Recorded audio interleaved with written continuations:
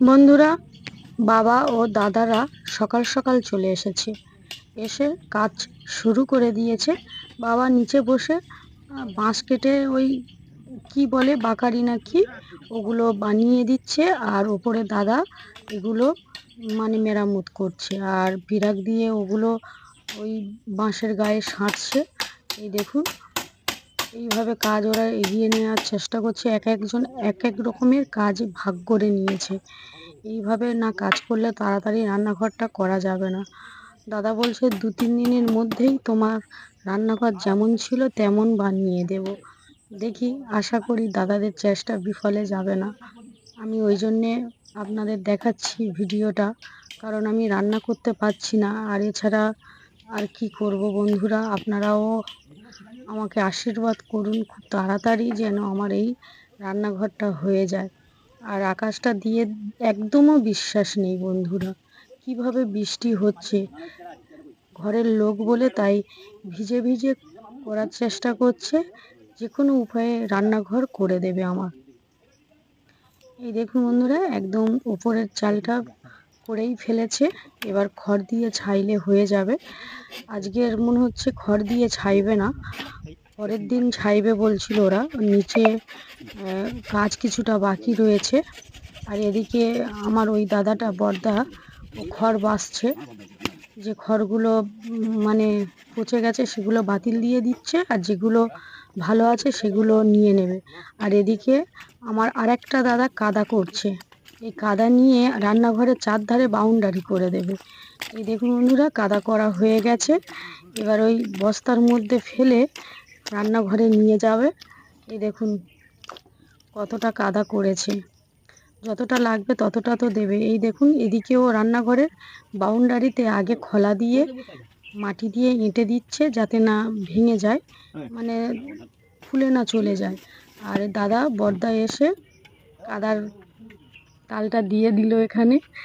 এবার মেজদা এই দেখুন কাদা দিয়ে ভালো করে এটা কি নেপন দিচ্ছে। এইভাবে দিয়ে আর হাত দিয়ে ভালো করে গোবর দিয়ে দিলে হেবি সুন্দর দেখাবে বন্ধুরা। বলছে আগেকার রান্নাঘরে এরকম দেয়া ছিল না, চারিদিক থেকে বৃষ্টি মানে ঝাপটা খুবই আসতো। এবারে অনেকটা রেহাই পাবে। মুষলধারে বৃষ্টি হলে তো আটকানো যাবে না বন্ধুরা, কিন্তু কিছুটা পরিমাণ তো আটকানো যাবে। নিচে যে জলগুলো ছিটকে ছিটকে ওপরে যে আসে সেটা একটু হলেও আটকাবে। আর এই দেখুন বন্ধুরা, পরের দিন সকালবেলা কি শুরু হয়েছে। পরের দিন সকালবেলা ফিরে যখন ছাইতে এসেছিল দাদা, ভিজে ভিজে ছাইছে, দেখুন বাবাও ভিজছে। আর কিছু করার নেই, মুষলধারে একদম বৃষ্টি হচ্ছে।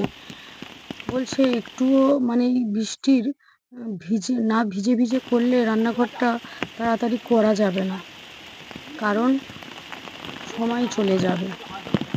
আর এত জোরে বৃষ্টি হচ্ছিল, আমি শুধু অবাক হয়ে দেখছিলাম আর ভগবানকে ডাকছিলাম, ভগবান একটু অন্তত বৃষ্টি থামিয়ে দাও, আমার দাদা রান্নাঘরটা ভালো করে ছেয়ে নিই।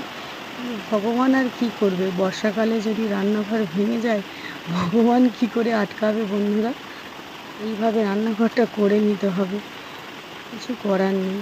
আর এদিকে দেখুন একটু বৃষ্টি থেমেছে, ভগবান তো একটু কথা শুনেছে। রান্নাঘর একদম কমপ্লিট হয়ে গেছে, মটকা মারছে দেখুন আর দাদা। এবার আমার দাদা নিচে নেমে আসবে, তার আগে এখানে একটা নিয়ম আছে।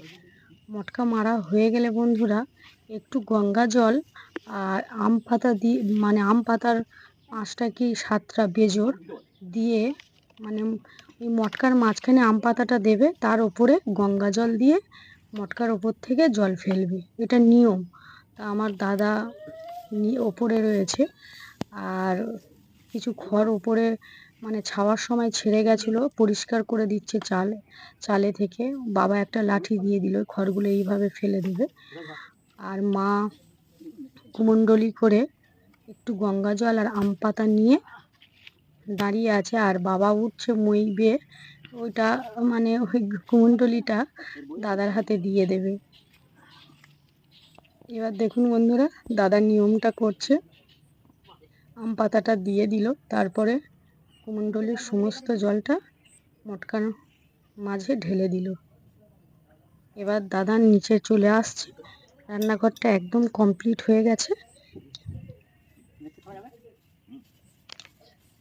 এবারে মনে থেকে আমি একটু স্বস্তি পেলাম বন্ধুরা, রান্নাঘরটা একদম ছাওয়া হয়ে গেছে।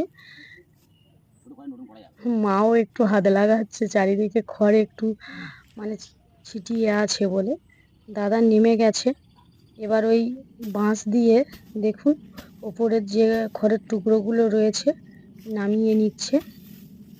এইভাবে দেখুন, আর একটুখানি জোরে জোরে পিটছে, কারণ চালের যে খড়গুলো রয়েছে সেগুলো একদম চেপে বসে যাবে। এমনিতে বৃষ্টি হয়ে খড় একদম ভিজে গেছে। আর শেষ ফিনিশিং আপনাদের দেখাচ্ছি। এই দেখুন বন্ধুরা, রান্নাঘরটা কতটা সুন্দর করে দিয়েছে। আপনারা অবশ্যই কমেন্ট করে জানাবেন আগেকার রান্নাঘর আর এখনকার রান্নাঘরের মধ্যে কোনটা ভালো হয়েছে। টাটা।